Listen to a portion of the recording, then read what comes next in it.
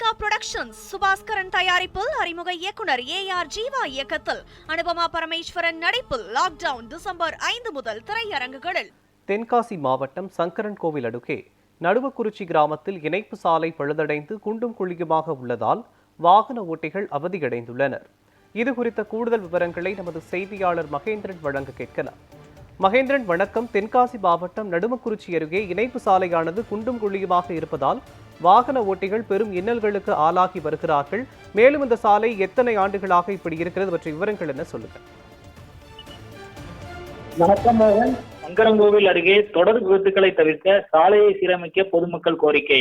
தென்காசி மாவட்டம் சங்கரன்கோவில் அருகே உள்ள நடுவக்குறிச்சி கிராமத்தில் நடுவக்குறிச்சியிலிருந்து சண்முகநல்லூர் செல்லக்கூடிய இணைப்பு சாலை மிகவும் பழுதடைந்து குண்டும் குழியுமாக உள்ளதால் அப்பகுதியில் செல்லக்கூடிய இருசக்கர வாகனங்கள், பள்ளி கல்லூரி வாகனங்கள், ஆட்டோ உள்ளிட்ட வாகனங்களில் செல்பவர்கள் மிகவும் சிரமத்துக்குள்ளாகி வருகின்றனர். சாலையை சீரமைக்க ஏற்கனவே சம்பந்தப்பட்ட அதிகாரிகளுக்கு கோரிக்கை மணி அளித்தும் இதுவரை நடவடிக்கை எடுக்கவில்லை என அப்பகுதி மக்கள் குற்றம் சாட்டுகின்றனர். இரவு நேரங்களில் இந்த சாலையில் செல்லக்கூடிய வாகன ஓட்டிகள் அடிக்கடி விபத்து ஏற்பட்டு அருகில் உள்ள சங்கரன்கோவில் அரசு மருத்துவமனைக்கு அனுப்பி வைக்கப்பட்டுள்ளதாகவும் சம்பந்தப்பட்ட துறையினர் உடனடியாக சாலையை சீரமைக்க அப்பகுதி பஞ்சாயத்து தலைவர் கோரிக்கை விடுத்துள்ளார்.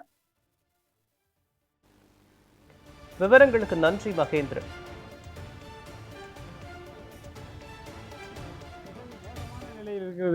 அதாவது ஒரு வண்டி வந்தது அப்படின்னு சொன்னா சைடுல எந்த வண்டியும் விலக முடியல. அப்படி விலகினாங்க அப்படின்னு சொன்னா விலகிற ஆள் வந்து கீழே விழுந்து எந்திக்கிற மாதிரி தான் இருக்குது.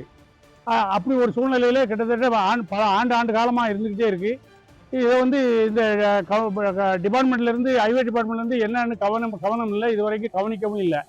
அதாவது நாங்களும் பல தடவை சொல்லி வாய்மொழியாகவும் சொல்லிட்டோம். மனுவும் நான் ஒரு மனு வந்து அனுப்பியிருக்கிறேன் அவங்களுக்கு.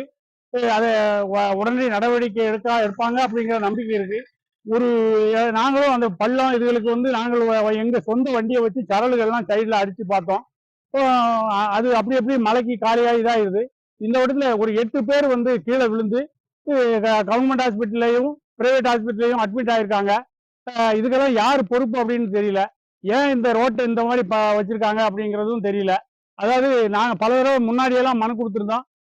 சண்முகநல்லூர்ல இருந்து மாயம்பாறை விளக்கு வரைக்கும் ஒன்சைடு ரோடு போட்டிருக்காங்க. அதாவது முழுமையா போட சொல்லிடுறோம், ஒன்சைடு ரோடு போட்டிருக்காங்க.